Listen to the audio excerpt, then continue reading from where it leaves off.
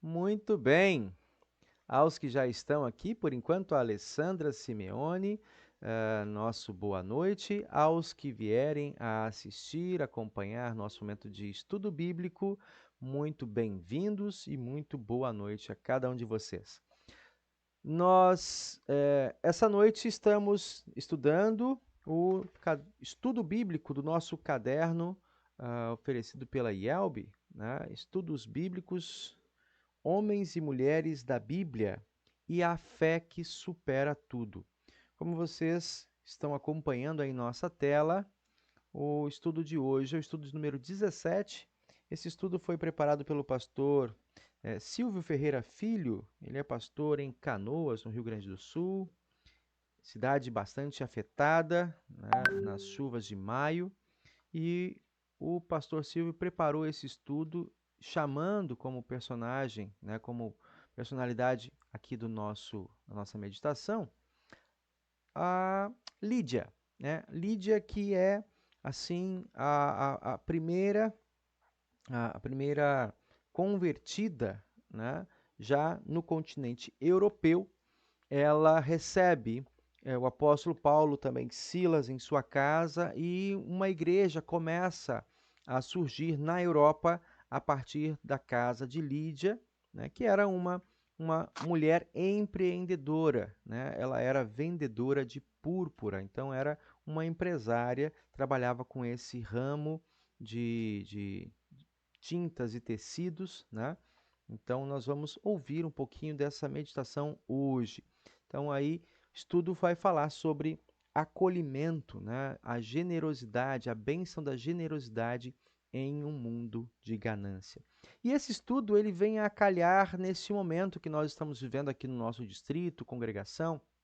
Nós estamos às vésperas de um congresso, né, de servas e leigos, pessoas que, como cantamos, né, no hino das servas, com tudo que somos e temos a Ti consagramos, Senhor.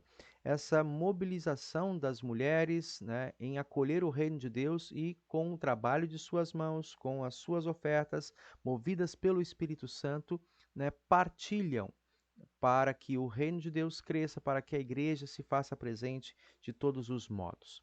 Assim, crendo, confiando na presença do nosso Deus, nós o invocamos aqui para esse momento de estudo bíblico dessa noite.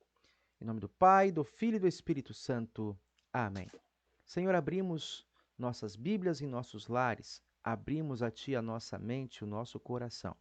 Que o Teu Espírito Santo nos mobilize para sermos não apenas ouvintes, mas fiéis praticantes da Tua palavra. E como moldaste o coração de Lídia pela presença do Teu Espírito, também trabalhe em nossas vidas. Por amor de Jesus, Teu Filho, nosso Senhor e Salvador. Amém. Amém. Muito bem. O nosso estudo, ele começa com uma pergunta. O pastor Silvio traz para nós aí uma pergunta. Você conhece a história de alguma congregação que começou na casa de uma família? Acho que aí vale para ti. Alessandra, conhece alguma igreja, alguma congregação que começou uma história de que a igreja começou na casa de alguém? Isso é muito próprio da nossa missão, né? Nosso jeito luterano de fazermos missão, é, muitas vezes vai de visita de casa em casa, né? Você tem alguma história assim, já ouviu ou já vivenciou alguma história nesse sentido? A congregação de Realengo começou na casa dos meus pais, né? E posteriormente foi para a casa do meu avô. Nossa, eu não Antes de conhecia. comprarem antes de comprarem o terreno, né? Em Realengo, mas o início dela foi na casa dos meus pais, né? Que legal, essa história eu não sabia. Tem detalhes dela? Minha mãe tem melhor, né? Porque eu não participei disso, mas minha mãe tem. Tá, então, Deixa eu é chamar verdade, a aqui um Igreja pouquinho. Realengo, né? Sua mãe participou da formação dela, né? Então, quando Isso, da criança. formação. Peraí. Ô, Mari, Quando criança, sua mãe participou da formação da igreja, da congregação de Realengo. Essa história que a Alessandra está trazendo aqui para a gente, ela é comum a muitas de nossas congregações. né, de chegar numa cidade, né, fazer o encontro nas casas, e à medida em que vão agregando, né, amizade com novas pessoas, novas famílias, o trabalho missionário começa a expandir e forma-se uma congregação, né, um aglomerado de irmãos unidos e movidos pela mesma fé.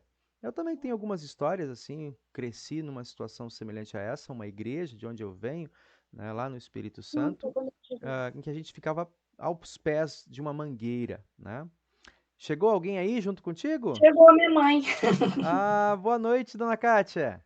Boa noite.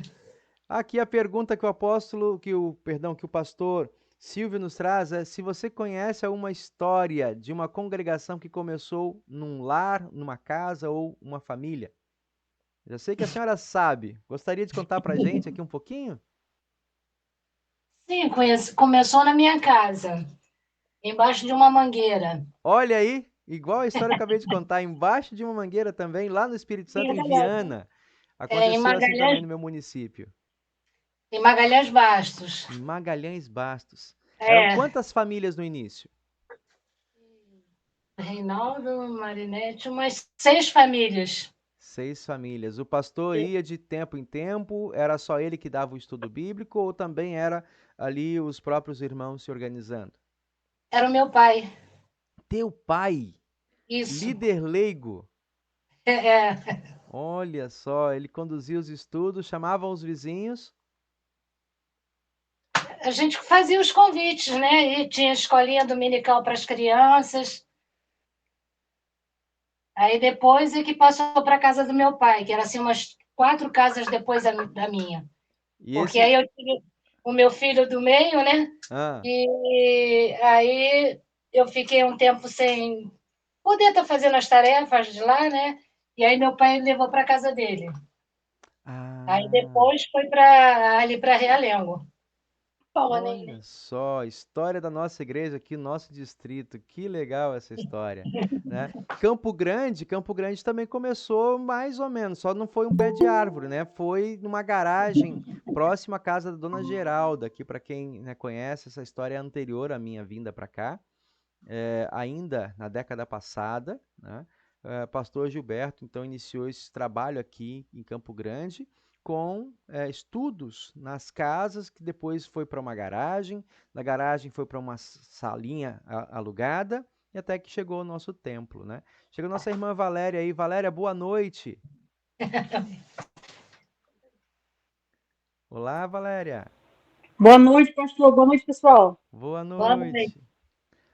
Valéria, deixa eu perguntar aqui também a Valéria, já ouvimos algumas histórias aqui, Dona Cátia trouxe história do início do trabalho da igreja luterana em Realengo, na verdade em Magalhães Bastos, que depois foi para Realengo. Você já ouviu alguma história de congregação que começou na casa de uma família? Da luterana ou em Não, da geral? tua, da tua própria caminhada mesmo.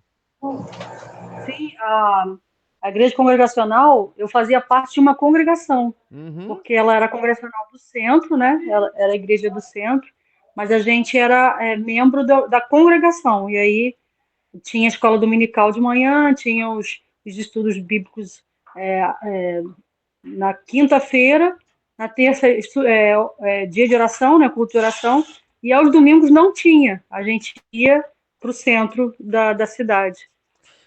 E esses Aí depois, estudos? Ah, pois não. depois virou uma igreja mesmo, na congregação que a gente frequentava, que era na casa de uma irmã, num bairro do lado do nosso. A igreja congregacional também ela é muito forte, né, e presente aqui no Rio de Janeiro, né? E aí tem esse trabalho, né? Começar nas casas e aí vai organizando os cultos durante a semana. Era com a presença do E, pastor ou apenas entre irmãos, grupos leigos assim, homens e mulheres? geralmente tinha um presbítero ou um diácono que dirigia, né? E Uhum. às vezes tinha a presença do pastor, mas não era toda a semana, não. Acho que de 15 em 15 dias, uma vez no mês, tinha a presença do pastor. O pastor circulava então por outros grupos até chegar nesse novamente. E o domingo era o dia E, da casa do Senhor, lá no templo. No centro da cidade, é. Que legal. Outra pergunta que ele começa aqui pra gente também, que ele traz pra gente é essa aqui. O que precisamos fazer para que o evangelho alcance muitas pessoas hoje? Nós estamos falando aqui na primeira pergunta, né, da década de 90, o início dos anos, né, do ano 2000, essa década, a primeira década dessa virada de século. Mas hoje, né, nós estamos aí há 20, 25 anos dessa história. O que precisamos fazer para que o evangelho alcance muitas pessoas hoje? Compartilha aí, alguém que tem uma ideia, quem está fazendo o curso da ET comigo. Não, essas divulgações pela internet, né? Entrega de panfletos, né? Aquele último também momento que, por meio do vôlei, né, que vocês conseguiram também conversar com umas pessoas ali do bairro, né, de Campo Grande, né, para ter Sim, uma interação, né?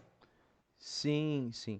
Hoje nós podemos dizer assim, temos um meio a mais, né? Mas ele não pode ser exclusivo, né? Eu acho que que a gente tem hoje esse canal, por exemplo, né? A gente está aqui aproveitando até mesmo por uma série de sensações assim de insegurança ou de cansaço, né? É, de deslocar, a gente está dentro do nosso espaço aqui, um espaço seguro, um espaço também é, é cômodo, confortável, né? Mas eu acho que entra, ou seja, isso aqui vem a agregar. Os encontros, né, em família, os encontros presenciais, para quem viveu, nós vivemos, eu acho que não Não muda. são substituíveis, né? Não Não são, não substitui, são. não é igual, né? Não tem mais assim, determinadas situações se fazem necessário, né? Por causa da época que nós atravessamos, né, referente à pandemia, né? Esse tipo de, assim, são facilitadores, né? Isso, né? Mas Dessa não podem. comunicação, mas não substituem o contato, né? De você estar no templo, de estar junto, unido com os irmãos e ouvindo a palavra de Deus, né? Ali é um outro, como é que a gente vai dizer?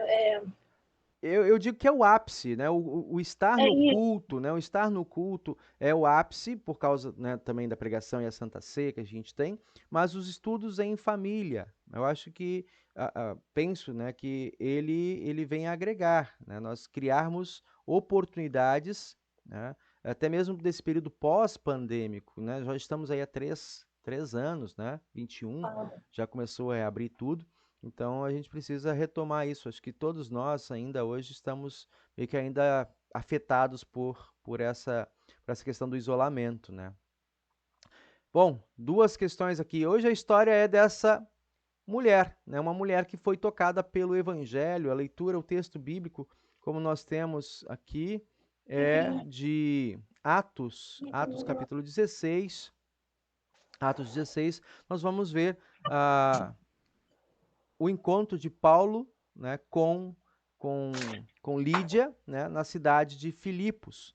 Ela era uma viajante, uma comerciante, né, como essa imagem aqui nos sugere, né, trabalhava com tecidos e corante de tecidos, então era algo que tinha uma saída importante, né, então era uma empresária, uma pessoa de bastante influência, uma comerciante.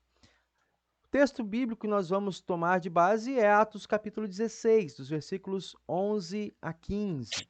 Aí eu peço a vocês, né, que possam abrir suas Bíblias. Eu estou usando aqui hoje a NTLH. Às vezes eu trago a nova Almeida, né? Hoje eu não consegui acessar a Almeida para trazer para cá, nesse formato. Então nós vamos seguir aqui com, perdão, com a NTLH. Eu vou conversando, e como eu fiz na semana passada, né, através desse canal, a gente vai conversando. Hoje coloquei alguns slides aqui, como o Paulo fala de mapa, né? Então vou apresentar aqui também alguns mapas, tá? E nesse caminho, nessa modalidade, a gente pode parar, levantar a mãozinha, que aí eu já fico sabendo, né? E a gente para conversar, tá bom? Vamos lá. Primeira parte do texto, né? Nós embarcamos em Troade, diz o texto, e fomos diretamente para a ilha de Samotrácia. E no dia seguinte chegamos ao porto de Neápolis. Dali fomos a Filipos, que é uma cidade do primeiro distrito da província da Macedônia e também uma colônia romana, onde ficamos vários dias. O apóstolo Paulo, então, está nessa viagem, né? Ele sai deixa eu passar aqui rapidinho, deixa eu pegar essa parte aqui. O apóstolo Paulo, ele está aqui, não sei se vocês conseguem ver o mapinha, o mapa não, a setinha do mouse, conseguem ver não, né? Aham, consigo. Consegue. Então, o apóstolo Paulo, essa aqui é a segunda, acontece, essa visita de Paulo à região de Filipos, né, acontece na segunda viagem do apóstolo Paulo. Né? Ele, então, havia saído, então, de Jerusalém, subindo para o norte, né, atravessando a região da Ásia Menor, né, chegou até Troade.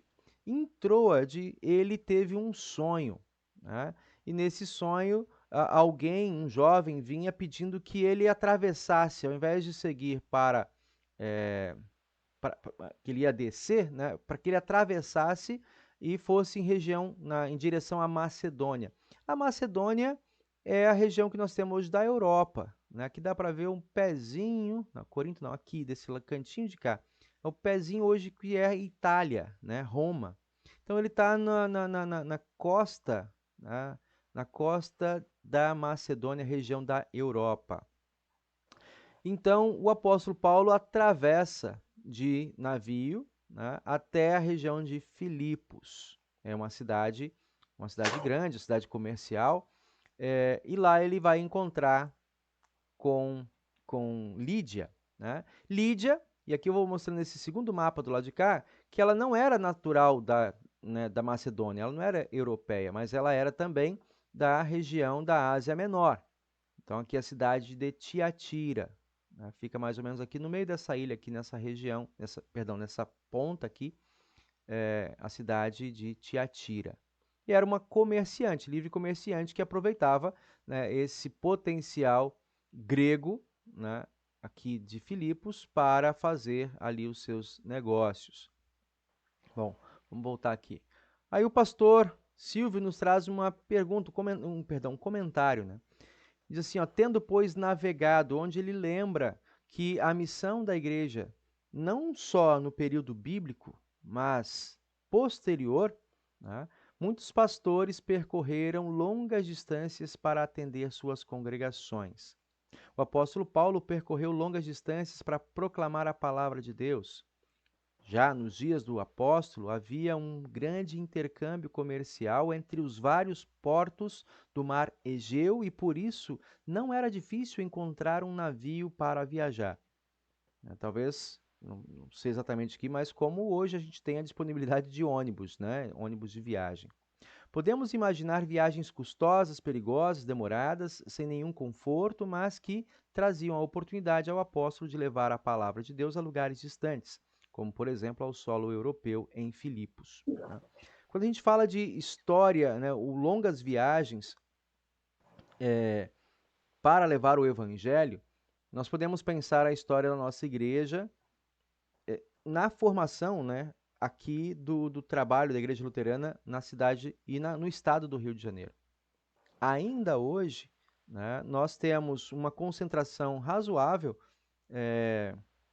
na região metropolitana, mas se nós olharmos o mapa, pegarmos o mapa do Rio de Janeiro, tanto ao sul, né, quanto ao norte, a nossa presença ela é muito pequena. Né? Por exemplo, ao sul nós temos, depois de Itaguaí, somente em Volta Redonda.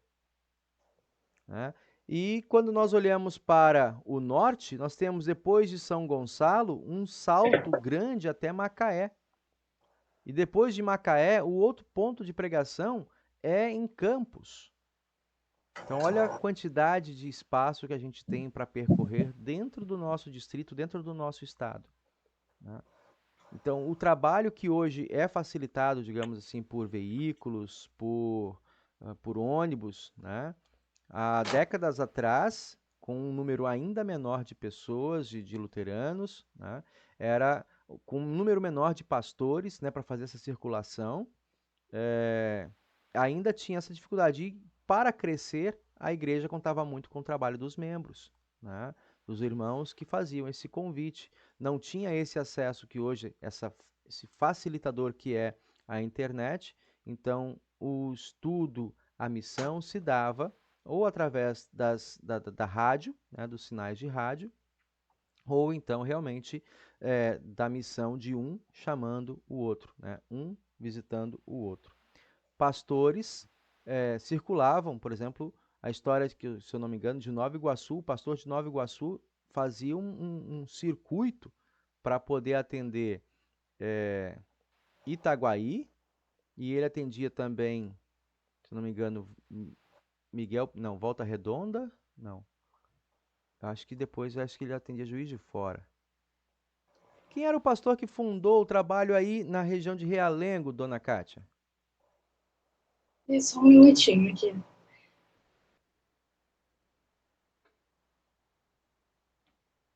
Eu acho que foi o pastor Nelson, não sei. Deixa eu perguntar para ela que ela que é. Nelson Lauter.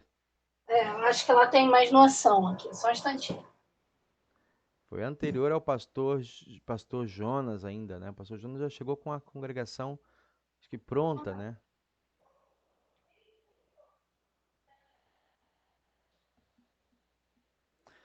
Enquanto a Alessandra traz a informação para a gente avança um pouquinho aqui.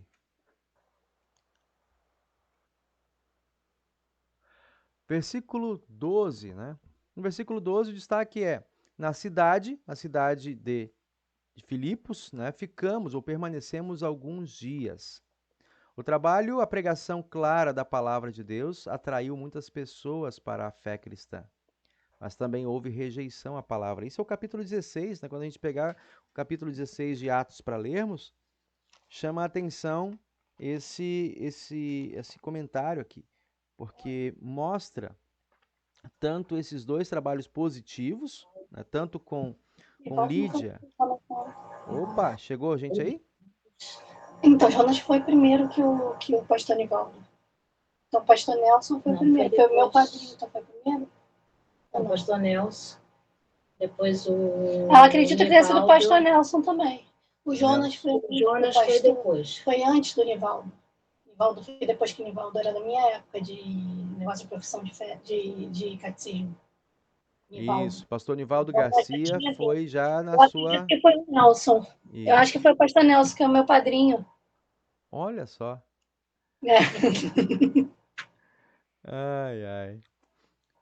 Aqui então, versículo 12, né, o apóstolo cita, né, permanecer alguns dias na cidade de Filipos. Na verdade, ele ficou um tempo, fez essa plantação de igreja ali com Lídia, a gente vai ver isso um pouco mais à frente, e depois continuou a sua viagem, né? Paulo, de fato, vai fortalecer o trabalho na cidade de Filipos já na terceira viagem, né? A igreja que ele planta em Filipos começa também a crescer, a expandir, né, juntamente com a liderança formada. Paulo continua a sua caminhada, a sua viagem missionária, depois ele volta com essa igreja já estabelecida, e é quando ele escreve essa carta, né, a carta aos Filipenses, né, com uma igreja já bem estabelecida. Aqui nós vemos, conforme o texto de Atos 16, duas histórias bonitas, né, de conversão, mas também nós temos ali, nos versículos 16 adiante, né, como que aconteceu também de rejeição, né, eventos de rejeição à palavra de Deus naquela cidade. Diz ainda o pastor Silvio: em Filipos, Paulo e Silas foram presos, castigados, né, e tudo isso trouxe como benefício a conversão de muitas pessoas, inclusive o carcereiro. O que vocês observam no versículo 12? Algum comentário? Pastor, eu fico pensando, quando eu vejo os relatos do Novo Testamento em relação ao Evangelho sendo levado, né? Eu fico pensando, assim, eu não consigo deixar de fazer a comparação nos dias atuais. E até queria perguntar, com esse concílio dos pastores que teve, sim, se vocês tiveram esse assunto, porque a gente percebe que está bem visível na Europa, né? Essa falta de assim, os cristãos sendo diminuindo, né? Não sei, as igrejas, principalmente, né? Pelo menos as igrejas, as estruturas. E a gente vê, assim, um esfriamento muito grande, né? Não sei se eu eu cheguei atrasado no estudo, não sei se vocês falaram sobre isso, Não em chegamos a relação tocar esse ponto, não. a esse esfriamento, e eu estava até conversando isso com um primo meu lá de Angra, que é congregacional, que continua na mesma igreja, né? E ele também tem percebido isso. A igreja lá tem percebido isso, essa diminuição. Não digo nem diminuição, mas não tem aumento. Sim, Assim, parece que não, não tem aumento de membros, sim, sabe? E aí a gente começa a ficar assim, pensando, né? sim, Como que. Eu sei que são várias variáveis, né? Eu acho que a Alessandra falou aí da pandemia, que também deu uma piorada boa, né? Nessa situação, na presença das pessoas dentro da igreja, e presencial mesmo, né? sim, Mas eu também vejo um esfriamento, assim, até começando por mim, por exemplo, que agora eu moro num lugar que a gente pouco fala com os vizinhos. Aqui no Rio é diferente um pouco de Angra, assim, você não tem, assim, não sei se é porque todo mundo é ressabiado, né, com a falta de segurança que a gente tem por aqui, mas a gente, não sei, tem pouco contato social, e talvez isso também seja um dos fatores, né, da falta do evangelho, assim, de levar o evangelho mesmo, de demonstrar, até com a nossa própria experiência, porque se a gente não convive, né, a gente não vai levar o evangelho. sim, Aí eu queria saber se o senhor viu sobre isso no concílio, porque já que a gente está falando sobre isso, né, sim, sobre o evangelho sendo levado, sim. como que isso pode ser aplicado nos dias de hoje, o que que a gente consegue, o que vocês conseguem como pastores perceber, assim, com problemas e soluções para Como, a falta como, de evangelho. sim, como problemas, a gente percebe que isso que está contando, né, é visível, assim, e muitas congregações, não apenas a nossa, que é uma congregação de início, uma congregação pequena, né, e que está aqui no Rio de Janeiro, ou seja, também em outras cidades, né, esse distanciamento, né, de boa parte, de uma parte considerável da igreja, acontece, né? Nos grandes centros, grandes cidades, a gente tem apostado nesse trabalho de facilitar, né, a comunicação do evangelho ou o, o acesso das pessoas à igreja através desses recursos digitais, né? De novo, eles são uma ferramenta de aproximação, eles não estabelecem de fato a comunhão, porque gera pela curiosidade, né? Provoca pela curiosidade.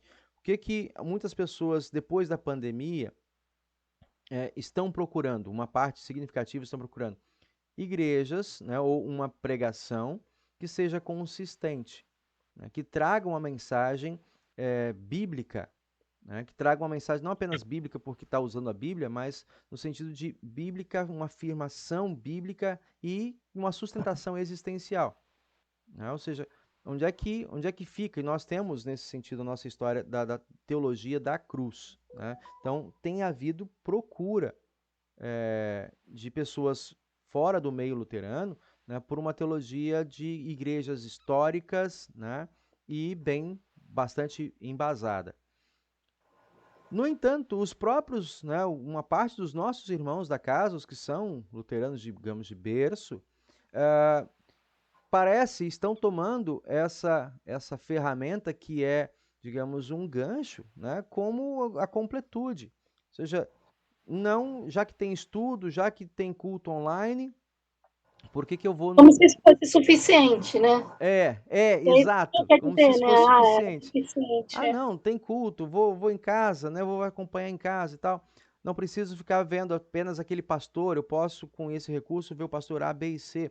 De novo, as ferramentas estão dadas. Como nós nos apropriamos dela é que vai mexer e diz muito da nossa motivação, né? O quanto nós, embora membros, talvez, eu vou falar para dentro de casa, né? Embora luteranos tradicionais, né, históricos, né, de berço, como alguns costumam dizer, né, ainda parece que estamos caminhando pela borda, não compreendemos o presente, né, e a profundidade do que é a mensagem, né? Do que nós temos como nossa teologia, né? Como nossa mensagem bíblica, como nosso sentido de viver e sermos cristãos. Então, usam mal um recurso que está dando, né? Como um instrumento para ampliar, para facilitar, para engajar mais pessoas, tomam isso como se fosse suficiente para eles. E é um dodói. Como alguns colegas pastores têm visto isso, né? Olha, se é algo que está trazendo dificuldade, então a gente corta. E eu acho que não é o caminho, né? Ao invés de você ampliar os modos de acesso, você restringe. Então, não vou fazer mais culto online, não vou mais fazer transmissão de culto, eu vou fazer só o estudo básico de visitação. De novo, é o que eu falei, a gente precisa entender, passar essa fase e começar a visitar, a reativar coisas que nós tínhamos antes, de estudos domésticos, né? Se por acaso, e a gente vive aqui na nossa cidade, a dificuldade das pessoas saírem, virem ao culto, porque ou estão vindo muito tarde do trabalho, estão cansados, ou a sensação de insegurança algumas vezes. Mas, de novo, esse argumento, enquanto válido para algumas pessoas, nós vemos, e eu saio às vezes no domingo, por exemplo, eu volto do culto lá em Nova Sepetiba, vejo muitas igrejas, né, não luteranas cheias. E olha que, tipo assim, eu volto 9 horas, estou chegando aqui em Campo Grande, 9h20, os cultos acabam lá pelas 9h30 ou 10 horas. E estão cheios. Então, assim, é algo que nós precisamos perguntar para nós mesmos. E aqui eu jogo isso para a nossa membresia que está acompanhando esse estudo em um outro momento, né? Nós precisamos valorizar o que nós temos de importante, porque no meio dessa nova etapa, que é o período pós-pandêmico, né, algumas denominações apelaram ou estão apelando, né, para a teologia da prosperidade, para transformar os seus espaços de culto como, vamos lá, danceterias, né, para criar E a espaços tal da, assim de bastante e a tal da emoção. autoajuda, né? Exato, E a tal da né? autoajuda, né? Que a gente ouve de hino, música cristã, né? Música de louvores Gospel, cristãos, de gospel. autoajuda, né? Gospel. Eu não gosto de falar essa palavra, mas acaba sendo gospel. Porque é muito autoajuda. Você olha assim a letra, é emocionante, cara. É uma letra assim que te coloca pra cima, assim, mas o que tem de evangelho ali mesmo? O que tem de adoração mesmo? Então a gente vê muito isso, né? E as É, igrejas ficam cheias, porque as pessoas querem ser amaciadas, né? isso, Valéria. É porque Então, fala o que a pessoa quer ouvir, né? Promete o que a pessoa quer ouvir, né? A pessoa está carente, né? Às vezes a pessoa está carente de alguma ajuda, né? sim, Digo assim, no âmbito Exatamente. social, né? Alguma coisa assim. E a igreja promete isso, né? Então, que você de repente vai entregar alguma coisa e você vai receber, e a nossa igreja não tem essa maneira de se posicionar, né? Então, daí vem uma certa dificuldade, porque se você não fala o que a pessoa quer ouvir, é melhor não ir, né? sim. E Tem, por estarem carentes disso, né, tanto na esfera financeira, quanto emocional, né, quanto aí se distancia, né? sim, e isso para nós, assim, a gente precisa lembrar uma coisa. A nossa teologia, a gente não pode abraçar a nossa pregação, o nosso jeito de pensar e viver, a nossa maneira de perceber as coisas ao redor, simplesmente também de um lado racional. Tudo é razão, né? Nós pregamos a teologia da cruz e isso vai pegar todo mundo. Não, tem gente que realmente é mais sinestésico. Ele precisa, para compreender o que é o evangelho, do nosso abraço, né? Então, estar, se fazer presente, né? E aí sim a gente precisa, talvez agora como congregação luterana, nos darmos conta disso, né? O que alguns vão procurar nessas igrejas, às vezes é esse contato mais próximo, é esse olho no olho, né? Escuta, como é que está a sua semana para além desses momentos aqui de culto, né? Das 2 horas que a gente tem aqui na igreja. Então, esse importar-se com o outro, né? Isso é necessário, né? Nós todos saímos da pandemia carentes, né?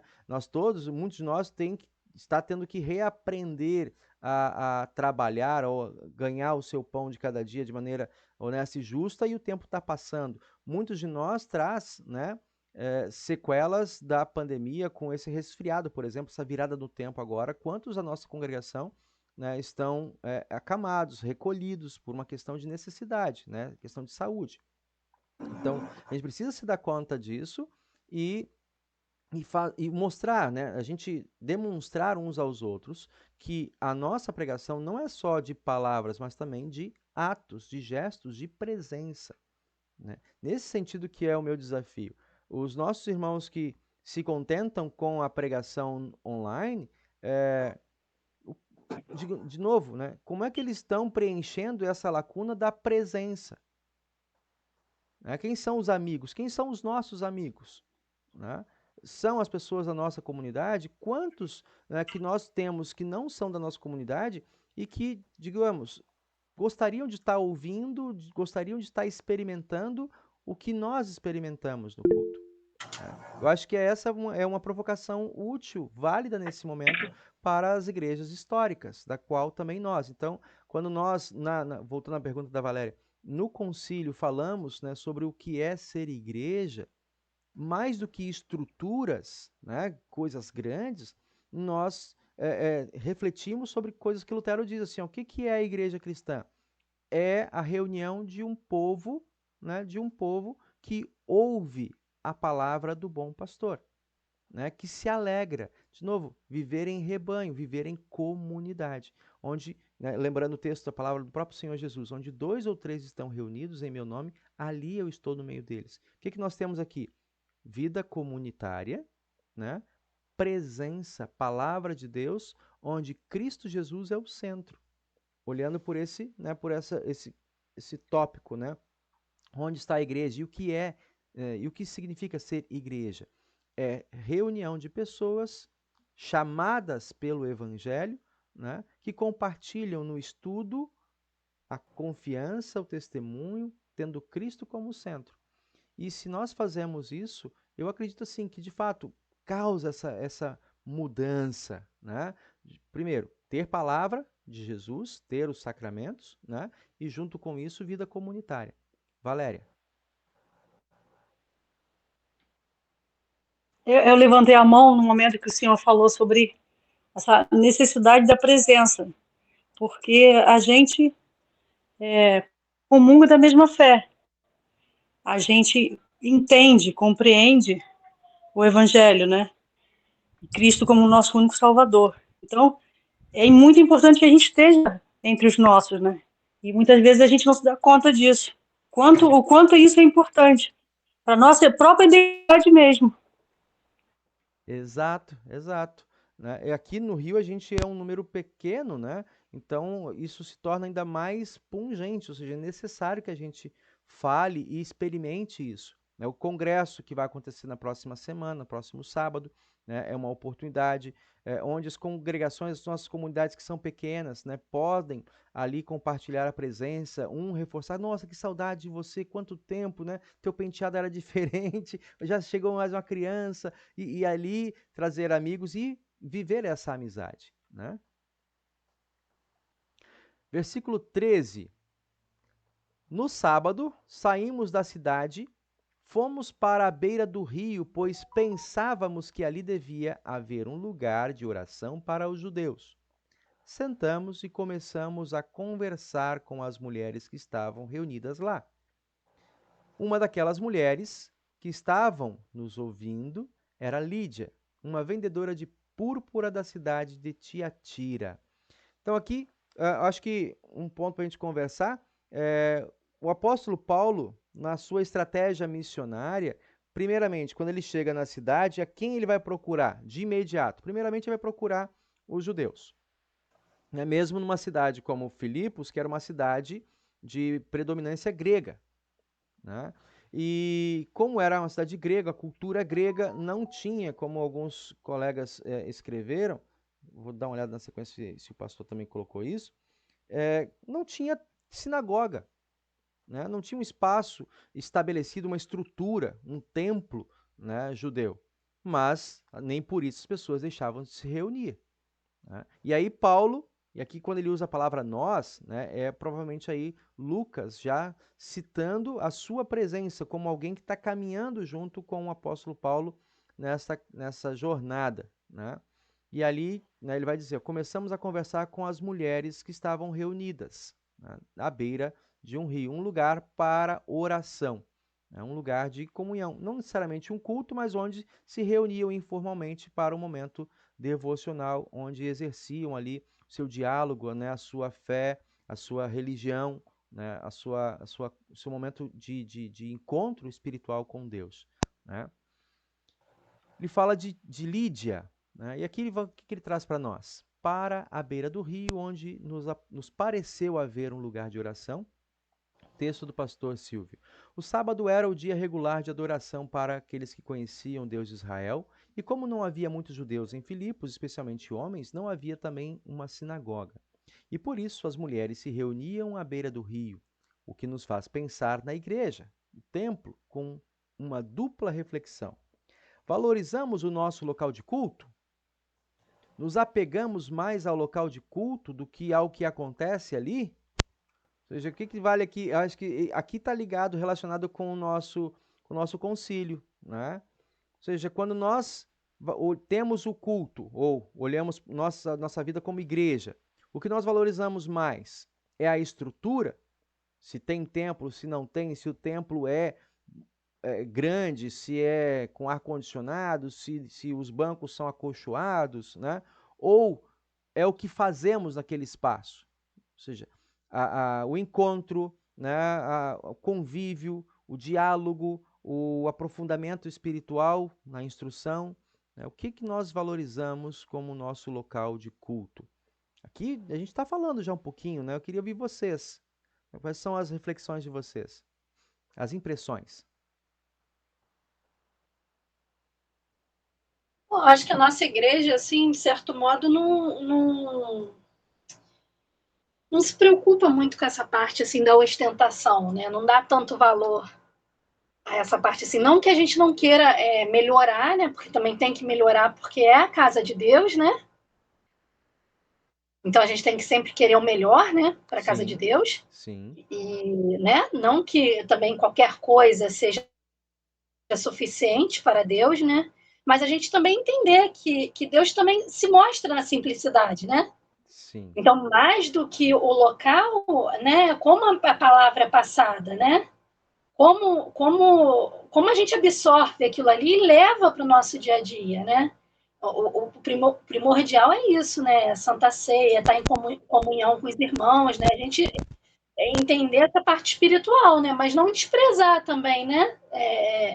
De querer melhorar, né? bem Bom, pelo colocado, entendimento é isso, né? bem, Não é o mais importante, mas também não deve ser desprezado, né? bem colocado, bem colocado.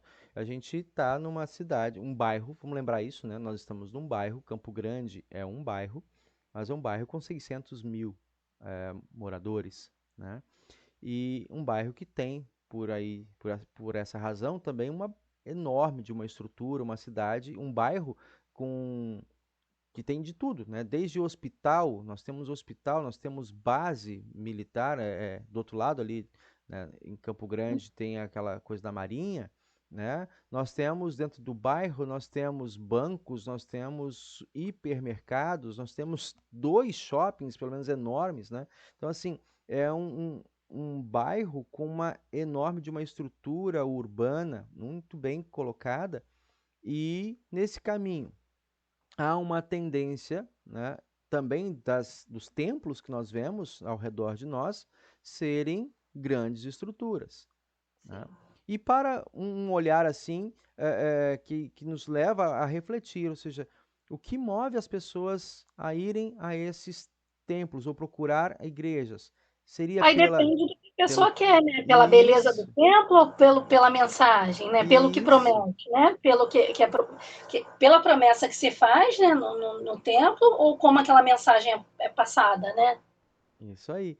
Então, cabe a nós, né? Uma vez que, vamos lá, o nosso retrato o nosso templo, ele é pequeno, ele é singelo, né? 60, 70 pessoas nós temos espaço para acomodação, ele é singelo, o que nós, né, como é que nós olhamos, né, e como é que nós trabalhamos isso. Ou seja, a mensagem não pode, por isso, ser também diminuída. Ela tem que ser valorizada, né? E aí fica a provocação para, né, dos membros para com o seu pastor, né? Aqui eu me coloco na berlinda, né? As nossas pregações, elas precisam chamar para algo que é fundamental, não a ostentação, mas a nossa relação com Deus. E se essa relação, se a gente está conseguindo, alcançando esse propósito, né, os nossos membros deveriam estar saindo, então, com uma outra percepção, né?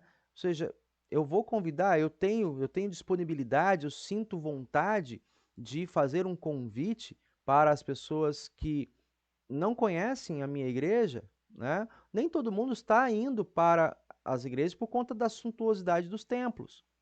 Então, se eu conheço essas pessoas, algumas dessas pessoas, eu não posso convidá-las para a minha comunhão, para a minha comunidade? Né? Então, esse é um desafio, né? Se nós entendemos que a pompa, né, da estrutura não é o essencial, embora seja importante, né, mas ele não é o essencial, se nós temos e mantemos o essencial, como é que nós estamos trabalhando isso? Né? Como é que nós estamos mobilizando, incentivando outras pessoas a participarem? Então, a gente tem trabalhado, oportunizado ferramentas, né? Seja pela captação, pelo alcance através das redes sociais, né? A Valéria chegou de novo, né? Mas também, ela havia caído. Mas também valorizar esse momento de convívio, né? E aí vem a segunda pergunta: nos apegamos mais ao local ou ao que A acontece internet ali? tá falhando. A nossa hoje está funcionando bem. Semana passada, na quarta-feira, estava horrível. Estava lá em Itaguaí, né? E aí foi pelo celular, não estava funcionando direito. Mas hoje, pelo menos aqui, a gente está com uma boa conexão. Por isso, isso, eu saí e voltei para ver se era minha aqui, porque eu tô achando que era minha. Ah, Sua voz estava picotando. Agora tá melhor. tá. E aí, Valéria, tem alguma observação sobre essa pergunta que o pastor traz? O que nós valorizamos no nosso local de culto? A estrutura ou o que acontece ali? Ah, com certeza é o que acontece, né? Até mesmo levando em consideração o que fala os livros as cartas de Paulo, os primeiros cristãos, como que eram, né? Eles se reuniam, não tinha essa coisa de ostentação, como a Alessandra falou, não tinha essa coisa de. É lógico que a gente precisa caprichar também melhor, Sim, que é para Cristo, que é para Jesus, que é para adoração, né? sim, Mas que não seja o mais importante, né? exatamente. Vamos lá, mais um pouquinho, avançar um pouquinho mais. Uma daquelas mulheres, aqui ele está começando a falar de Lídia, né? Uma daquelas mulheres que estavam nos ouvindo era Lídia, vendedora de púrpura da cidade de Tiatira. Nós já vimos, né, que Tiatira fica na região da Ásia Menor. Adorava a Deus e o Senhor abriu a mente dela para que compreendesse o que Paulo dizia. O que chama, antes de eu olhar o comentário do pastor, o que chama a atenção de vocês nesse texto, nesse versículo?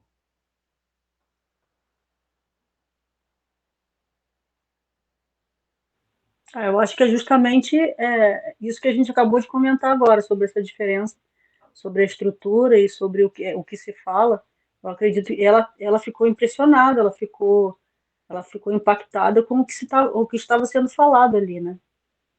E Mas isso pelo trouxe mover de Deus, né? Pelo mover de Deus. para o Espírito Santo, Aqui, é isso verdade. aí. Aqui Né? estamos Então tendo. ela ficou Aquilo admirada que com foi. aquilo ali, né? Com vontade, mas impactada, mas também é, por aquilo que a gente diz, né? O Espírito Santo que move, né? Então é Deus que move na gente essa vontade, né? Isso, De veio aqui, ó. participar, de ouvir a palavra de Deus, né? O Senhor abriu a mente dela, né? Nós lembramos o texto de Romanos 10, né? Que vai dizer que a fé vem por ouvir a palavra. Quem é que nos leva à conversão? Quem é que nos leva a compreender, né? É o Espírito Santo. O Isso. que nós, como igreja, como pastores, como membros, né, nós trabalhamos como facilitadores. Em que medida? Na medida em que nós, por exemplo, através desse canal, desse meio aqui, nós estamos permitindo, facilitando o acesso, né, da palavra de Deus ao coração, ao encontro e de vidas, né? Quem promove essa conversão? O Espírito Santo. Então a gente trabalha constantemente em parceria com o Espírito Santo para que ele possa tocar, convencer e converter, né? Não está necessariamente em nós e nosso esforço, mas lógico, Não é o nem por nosso isso. dom, né, de ficar persuadindo, né? Não é o nosso dom Exato, de palavra, a gente não é coaching, né? A gente exato. não é isso, é o mover do Espírito Santo, né, que faz, que gera, né, essa vontade na gente de ser imitador de Jesus Cristo, né? Isso, tá? Mas eu coloco isso sempre porque, assim, a gente pode cair também num extremo, que é um lugar perigoso, e assim, é o Espírito Santo quem converte, então eu posso descansar em berço esplêndido. Não, né? Faz parte da vida cristã o desejo e trabalhar pela boa obra do Senhor, que é comunicar esse evangelho, né? Que é alcançar vidas, né? Então, se fazer presente. Nós nos lançamos, não há uma cobrança pessoal, digamos que se eu não fizer, se eu não converter um número X de pessoas, né, em 10 anos ou ao longo da minha vida, né, isso vai botar em risco a minha salvação. Não é isso, né? O que move a gente a fazer, de fato, porque assim, isso é tão bom para mim, né? Isso faz diferença na minha vida, isso me auxilia, né?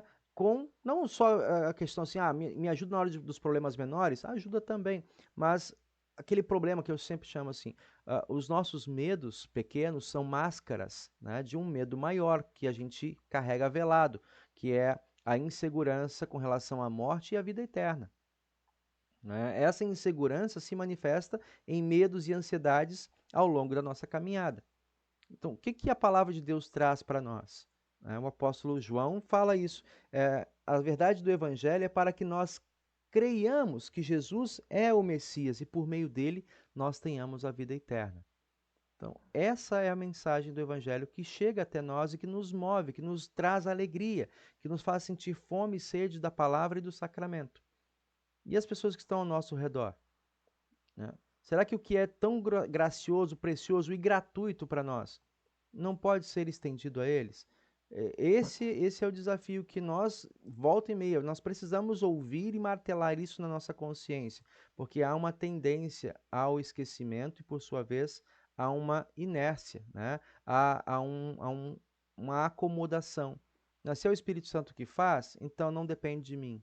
Não, o Espírito Santo faz, sim, mas é através de mim, né? O Espírito Santo me usa, né, na minha vocação, no meu encontro com o meu vizinho, no meu importar-me com o outro, né? Então isso é importante a gente ressaltar a cada estudo bíblico, a cada oportunidade que falamos sobre missão. Pastor escreve aqui, né? Lutero, olha que interessante, ó. Lutero define o que é a igreja cristã, dizendo que ela é um grupo dos santos crentes cordeirinhos que ouvem a voz do bom pastor, né? Isso que estava no tema dos fundamentos acerca do concílio, né? Como um elemento importante dos fundamentos da igreja. Que é a igreja? Um grupo de pessoas, né, que ouve a voz do bom pastor. E continua. A igreja consiste na palavra de Deus e na fé verdadeira. No Antigo Testamento, essa confissão de fé do povo de Deus estava baseada no Shema, que significa escute, né? Escute, Israel, o Senhor, seu Deus é o único Senhor. Ouvir a palavra de Jesus é aquilo de que se ocupa o povo de Deus. Então, voltando aqui, né, o povo escutava, ouvindo a palavra de Jesus, através do apóstolo Paulo, através dos apóstolos, né, assim a igreja, também aqui nos nossos dias, ela se firma, se sustenta e expande por meio desse princípio. Avançar um pouquinho, se alguém quiser, pode levantar a mão aí e interromper, tá? Ainda no versículo 14, o Senhor lhe abriu o coração, que nós falamos agora há pouco, né? O apóstolo foi um instrumento usado pelo Senhor para que a sua palavra chegasse aos ouvidos de Lídia, e então ela teve o seu coração transformado pela fé que o Senhor implantou no seu coração. É Deus quem faz. Essa pregação apontava para Cristo, e foi então prometido e enviado pelo Pai para que, com seu sacrifício e morte na cruz e a ressurreição, pagasse pelos pecados de toda a humanidade. Não é qualquer discurso religioso que converte alguém. É a pura palavra de Deus que tem o seu foco em Cristo, que salva. Porque aqui deixa eu aproveitar um pouquinho dessa fala do pastor. Discursos, eles persuadem, eles mexem, eles movem, né, os discursos pela articulação, pela oratória, pessoas ficam sensibilizadas. Agora, a verdadeira conversão acontece pelo Espírito Santo quando nós nos apegamos a Cristo.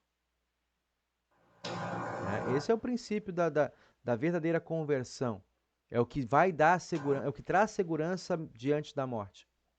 É saber que Jesus Cristo é o meu Senhor, o meu Salvador. E é essa palavra de Deus que tem o seu foco em Cristo que nos salva. Lemos então em nossas confissões, lá na fórmula de concórdia, né?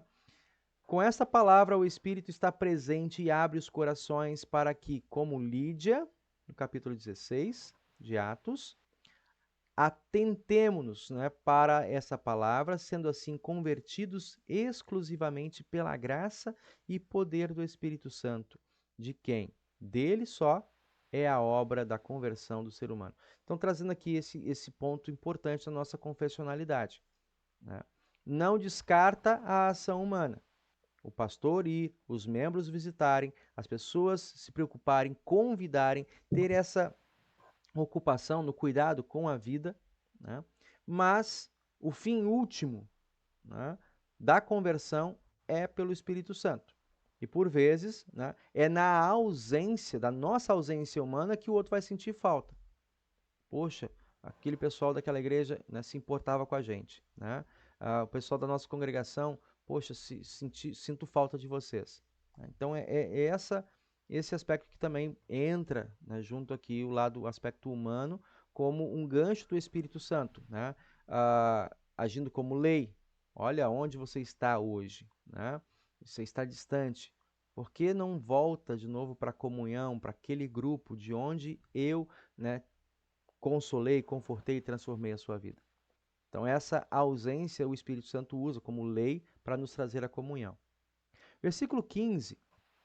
Lídia e as pessoas de sua casa foram batizadas.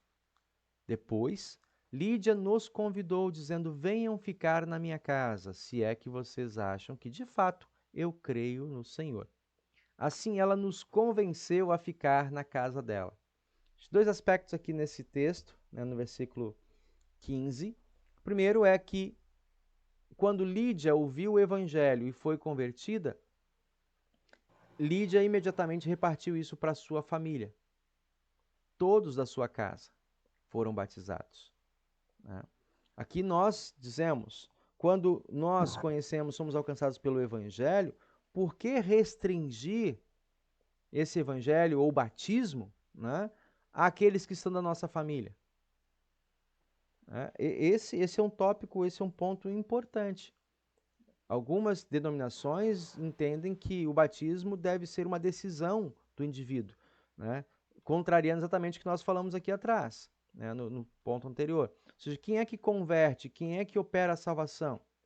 É o ser humano pela sua razão, pelo seu testemunho público? Eu aceitei Jesus, eu opto por Jesus? Não. A Bíblia é clara em afirmar que o ser humano, por natureza, é morto, inimigo de Deus, morto espiritualmente, né? Então, quem opera a conversão é o Espírito. E como ele oferece essa conversão? Pregação da palavra e sacramento do batismo. Assim, nós entendemos que mesmo sem a capacidade cognitiva, né, de verbalizar o que está acontecendo, também as crianças devem ser trazidas ao batismo. Por quê? Porque, primeiramente, elas têm uma necessidade que é comum a todos nós. Somos pecadores e, por isso, passíveis de morte. Nós morremos, inclusive crianças. A segunda questão é que, diante desse fato, né, Deus se preocupa e oferece o meio suficiente para a nossa salvação, que é Jesus Cristo e o que ele oferece por meio do batismo, a sua ordem, né? Tornar discípulos pessoas por meio do batismo. E se nós que fomos alcançados criamos barreiras, empecilhos, justificativas, argumentos lógicos assim, não, ele não pode, não é capaz de crer, caímos nessa falácia. Quem é capaz de crer? né? Nenhum de nós é capaz de crer.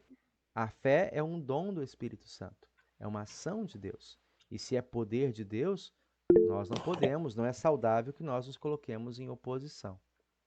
Alguém levantou a mão? A Valéria. Foi eu, pastor. O senhor falou agora sobre isso, especialmente sobre o batismo. Eu estou me lembrando aqui que quando a gente começou a fazer os estudos com o senhor, né? Confissão Sim. de fé, conhecer as doutrinas, luteranas e tudo. E eu ainda muito intoxicada ainda com a congregacional, eu questionei, falei para ele assim, nós dois em casa, né? Assim, mas batismo infantil, a criança não sabe de nada. Aí Francisco virou para mim e falou assim, mas se a gente sabe que é uma coisa tão especial, e a gente, de repente, vamos dizer que a gente tem uma interpretação errada, né? Nós luteranos. É uma coisa tão especial para nós, por que não estender isso para os nossos filhos? Né? Aí eu olhei para aquilo assim, realmente, né? Mesmo que eu não compreenda, eu sei que é especial, eu sei, tá na Bíblia, né? É um chamado, é um pedido, é uma ordem, É uma ordem, mais que um é pedido, né? importante e é uma ordem. E aí você estende aos filhos, mesmo que eles não entendam. Exato. Eu tive recentemente um diálogo com uma família que eu estou preparando para receber criança deles, crianças em batismo na igreja, né? E nesse estudo, familiares, né, de uma outra denominação que não praticam o que nós chamamos de pedobatismo, né, batismo infantil, ela, ouvindo aquilo atentamente, ela trouxe, inclusive, o texto que será o texto do próximo domingo, né? Não vos embaraceis, porque não crie embaraço para os pequeninos, porque também deles é o reino dos céus. Aí eu disse, mas você está concordando comigo, né? Você, ao citar para mim esse texto, na tentativa de me refutar, como uma igreja, como um pastor que pratico, né, que confesso e realizo o batismo em crianças, você está concordando comigo, porque nós luteranos entendemos que se Cristo estende, através do batismo, né, a salvação para todos os pecadores, eu não posso impedir as crianças de ir, né? A gente chega nesse ponto. Por que eu vou fazer isso? Eu compreendo totalmente? Eu vou dizer, muitos de nós e os membros comuns, nós pastores temos obrigação. Os membros comuns, às vezes, não têm esse olhar, essa sintonia fina do que o texto afirma. Primeiro, será que o pecado é tão grave assim? E o primeiro aspecto é que quando a gente olha para uma criança, fala que é um anjinho, é uma coisa fofa, né? Só faltam as asas, né? Eu falei, pois por mais que a aparência seja angelical, né? A Mas primeira palavra que aprende a falar é não. não, faz isso, filho, não, né? Divide, não, né? Então, é isso que eu quero dizer. E outra coisa, mesmo que não fale, ele é passível de morte? É. Será que Deus, e aí vem um ponto, né? Será que Deus se agrada na morte, né, dos seus queridos? Não, Não. certamente que não agrada. Então, pastor, mas será que Deus não vai levar essa criança para o céu se ela não teve oportunidade? Eu falei, então, se ela não teve oportunidade, eu me lanço na minha confiança, na misericórdia de Deus. Mas ele deixa claro para mim que o batismo é um meio de salvação. Certo? E eu, adulto, consciente e responsável, sei disso e sei que é presente, né? E que ele entrega a mim, como igreja, como pastor, como comunidade de fé, a responsabilidade de testemunhar e acolher e praticar. Por que eu vou restringir? Né? E aqueles que restringem... Ô, pastor, Fala. só esclarecendo que hoje em dia eu concordo plenamente. Eu acho que eu não sei como que durante tantos anos, eu entendia de forma diferente. Hoje em dia eu vejo tão importante isso. Principalmente isso aí que a gente está falando sobre a criança já nasce, né? Já nasce com aquela natureza, né? Caída do ser humano, né? E não E pediu. hoje em dia, assim, eu Ela não não pediu tenho para ser a menor pecadora. dúvida Ela não pediu para sobre ser pecadora, mas ela é herdeira. né? Ela tem uma herança, ela não pediu para ser assim, mas ela tem, né? E aí nós que conhecemos pela palavra, nos foi revelado isso, a gente não é responsável da nossa parte nós restringirmos, né? Então, aqueles que hoje fazem, eu entendo que você hoje entende, percebe, né, reconhece, confessa isso, né? Não é simplesmente por conveniência, mas é por compreender mesmo. Mas a gente está fazendo aqui uma oportunidade de testemunhar para outros de fora, né? Então, aqueles que restringem o batismo às crianças, né, o que eles têm que colocar no lugar para confortar a consciência? Primeiro, negar a realidade do batismo, perdão, do pecado original. Ah, não. Ele é um anjinho, né, se ele morrer, não, Deus vai colher na sua graça, na sua misericórdia. Ou, vamos fazer a apresentação, né? Por quê? Porque no Antigo Testamento se fazia a apresentação, né?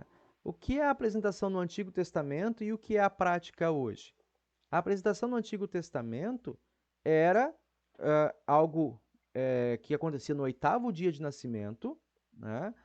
As crianças eram apresentadas e os meninos eram circuncidados no 8º dia, e juntamente com essa apresentação no templo, era ofertado um sacrifício de um animal, né? Essa era a prática no Antigo Testamento. No Novo Testamento, Jesus, então, muda, né? As leis e as regras do Antigo Testamento, elas são abolidas porque elas eram sombra do que estava para acontecer. Gálatas, no apóstolo Paulo fala isso. Jesus estabelece uma nova ordem, não mais restrita aos meninos, mas a todos, né? Meninos e meninas, é mais amplo, né? E é através do batismo. Quem é que está autorizando essa alteração? Jesus, né? E em que momento eu puxo assim para trazer para essas pessoas para refletir? Porque a gente tem uma tendência de repetir tradições sem questionar, tá? Esse é o perigo. Os que simplesmente fazem a apresentação, né, não utilizam o sacrifício porque entendem, não existe, não é necessário o sacrifício mais. Ok. Mas então, em que momento da história Jesus autorizou, né, que nós regressemos às práticas do Antigo Testamento com ressalvas? Que é isso que acontece. Eu retomo a prática do Antigo Testamento, da apresentação, com ressalvas, que é sem a circuncisão, né? Eu faço acolhimento, mas sem a circuncisão. Então, a gente precisa chegar a esse entendimento. Olá, André! Opa, caiu aí. Veio e caiu. Entendem? Faz sentido para vocês? Sim. Então, vamos lá. Chegamos, acho que na parte final. Assim, aqui o pastor traz, né? Depois de ser batizada, ela e a sua casa, logo que ouviu a palavra, né, de Deus, ela foi convertida. Lídia e toda a sua casa foram batizados, né? O livro de Atos muito bem pode ser conhecido também como o livro dos batismos, pois retrata muitos desses momentos, a começar pelo batismo de uma grande multidão lá em Atos 2. O batismo não é um ritual de ingresso na igreja. Elisete. Olá, boa noite, Elisete. Olá, boa noite, bem-vinda. Fala de onde? Fala de onde, Elisete?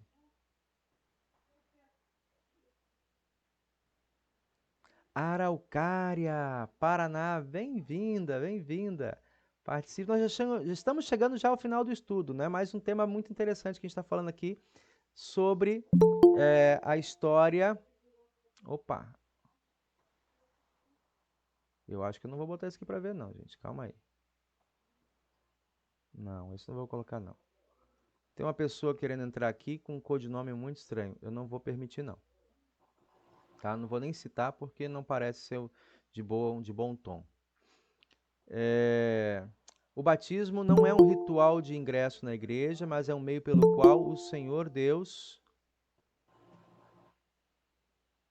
Esse aqui eu posso. Deixa eu ver quem mais. Esse aqui sim. Reginelli. Olá, boa noite, bem-vinda. Boa noite. Eu acho que está na hora de dizer tchau.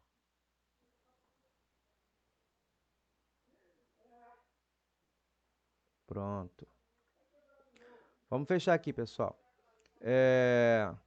Não é um rito de ingresso na igreja, mas é um meio pelo qual o Senhor Deus opera a remissão dos pecados, livra da morte, do poder do diabo, dá a vida eterna a quantos creem. Né? Essa é a afirmação que nós temos no Catecismo Menor.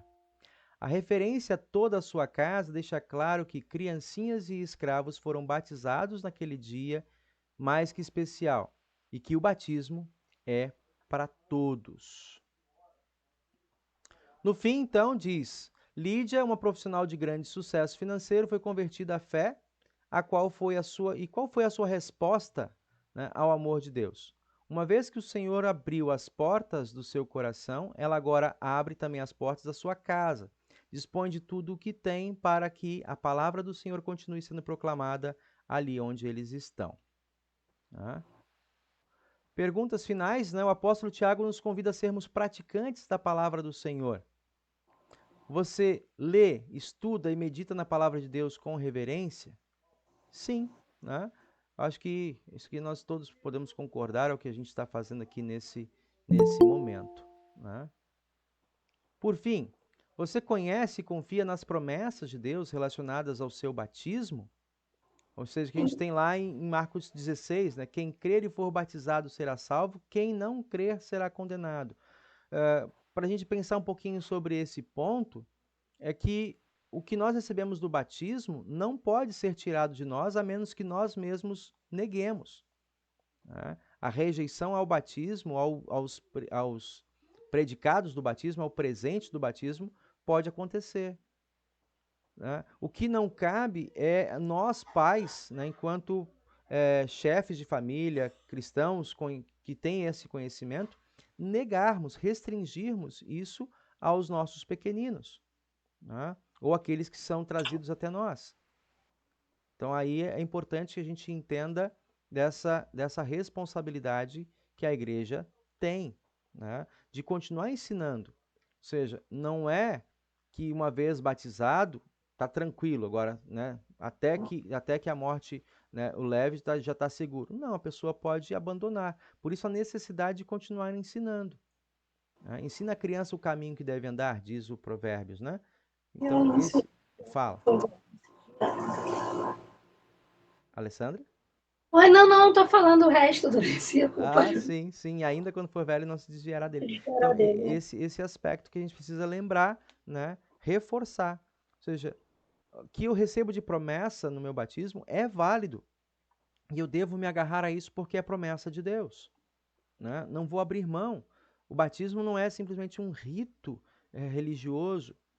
Eu preciso lembrar que o que é válido, né, vale por todo o tempo. Ah, mas a minha consciência, pastor, precisa ser refrescada. Ok, participe do momento de confissão e absolvição dos pecados. Ou em casa, como Lutero dizia e fazia, né? Ao lavar o rosto toda manhã, lembre, ao lavar o rosto, que esse lavar te leva a um lugar mais profundo. Não apenas comportamental, mas existencial. Né? Sou crente, sou batizado, sou de Cristo, não sou do diabo. Então, essa confirmação, essa afirmação pessoal de que o seu batismo é renovado a cada dia, nessa promessa de rejeição ao pecado e à vontade do diabo e um apego àquilo que o Senhor nos dá por sua palavra. Você responde ao amor de Deus com tudo que é, com tudo que tem e com tudo que é? Quanto tempo dos dons, bens que Deus te deu, você coloca a serviço e a proclamação do Evangelho? Né? Então, essa nossa disponibilidade. Eu lembro aqui com essa palavra a canção das servas, né? Com tudo que somos e temos, a Ti consagramos, Senhor. Né? A Ti nos Mas sagramos. também a gente observando também que a gente nunca faz o suficiente, né? Então, essa cobrança, eu gosto de lembrar o texto de Mateus 25, tá? quanto será o suficiente da sua obra? Se for olhar pelo aspecto humano, diz o apóstolo Paulo, o bem que quero, não faço, o Não mal que eu não consigo quero, faço. fazer. Então eu sempre vou me criticar. Eu acho que Aham. assim, a crítica em si, ela não é má, ela só não pode ser a razão da tua caminhada diária. Uhum. Porque aí você vai perder de vista que a salvação e a santificação é poder de Deus, é ação do Evangelho. Uhum. Né? Mateus 25, 31 em diante, que é o grande julgamento, Jesus conta essa história dizendo que no dia final muitos serão surpreendidos, porque ele aparecerá e diz assim: olha, vinde, benditos de meu Pai, para o reino que vos está preparado desde a fundação do tempo, né, dos séculos, porque tive fome, tive sede, estive aflito, tive prisioneiro, tive, né, carente, necessitado, e vocês me acolheram. E aí os santos, os salvos, perguntam: ei, mas quando foi que fizemos isso? Ou seja, esse ato de justiça que nós fazemos, eles acontecem sem que nós tenhamos que ficar anotando na agenda. Tá?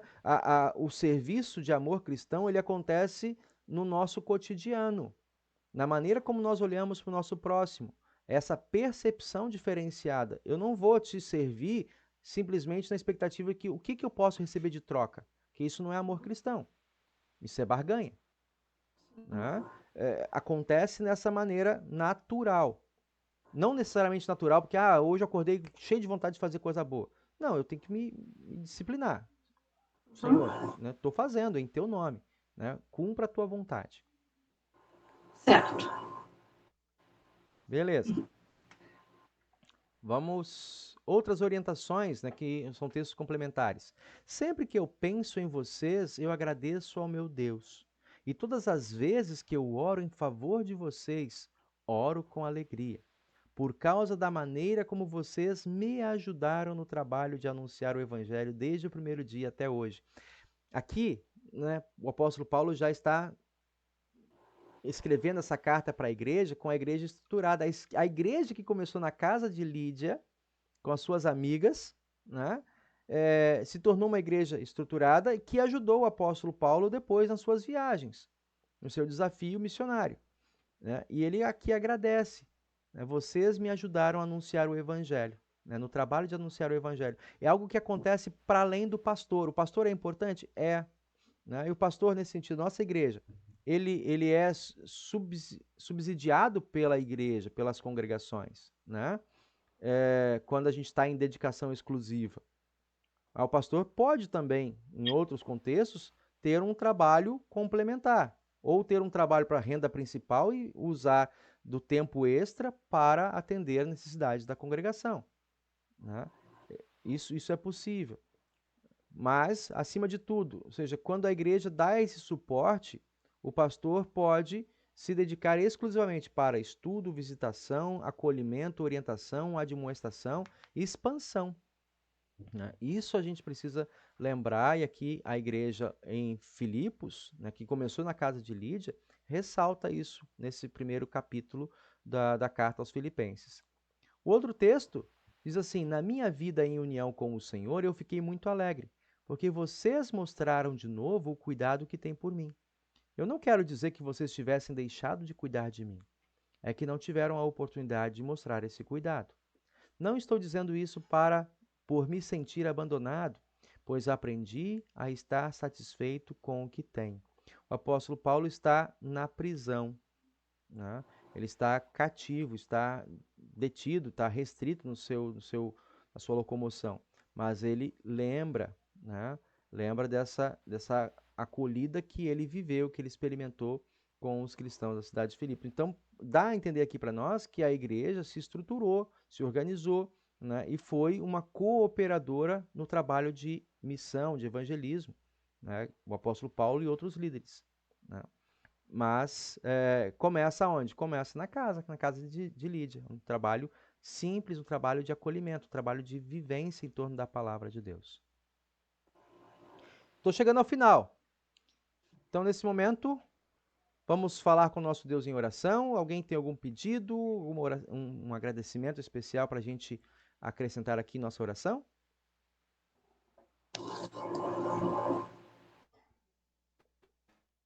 Alessandra? Oramos? Então oramos ao Senhor. Senhor Deus, Pai querido e bondoso, nós te damos graças por nos acompanhar em torno dessa palavra. Usa, Senhor, esta mensagem, através deste canal, para alcançar também outras vidas. Para que, Senhor, possam ser assim também enriquecidos, motivados pelo Teu Evangelho a valorizar encontros, reuniões em torno da Tua pregação, a pregação do Evangelho, a pregação desse Cristo nosso Salvador, dessa pregação que também denuncia, Senhor, o pecado em nós, também denuncia, Senhor, a vontade corrupta, muitas vezes fria, desmotivada, que o Teu Espírito Santo possa, Senhor, limpar o nosso coração e a nossa mente, nos motivar para sermos pregadores do Evangelho, desde os pequeninos até os idosos. A começar pela nossa rede de contato, de convivência, ó Deus, repartindo o que tão bom nós temos na Tua casa, nós temos em Tua mesa, com aqueles que estão ao nosso redor. Usa, Senhor, os nossos dons diversos, não apenas do pastor, mas também dos nossos líderes, dos santos sacerdotes da nossa igreja, irmãos e irmãs, que com a Tua palavra servem com tudo o que são e que têm a Ti, Senhor. Abençoe essa noite e nos dê um descanso reparador. E segundo a Tua vontade e misericórdia, desperta-nos para um novo dia de serviço, se não aqui neste mundo, junto contigo na morada celeste. Por amor de Jesus. Amém. Amém, minhas irmãs. De novo, mais uma Amém. vez, agradecido pela presença e a companhia.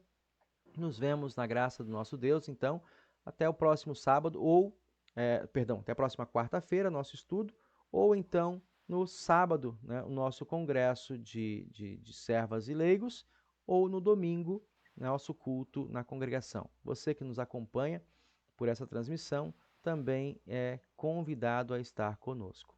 Bênção de Deus e até o próximo encontro. Tchau, tchau. Tchau, tchau. Tchau, boa noite, pessoal. Tchau, boa noite. Oi.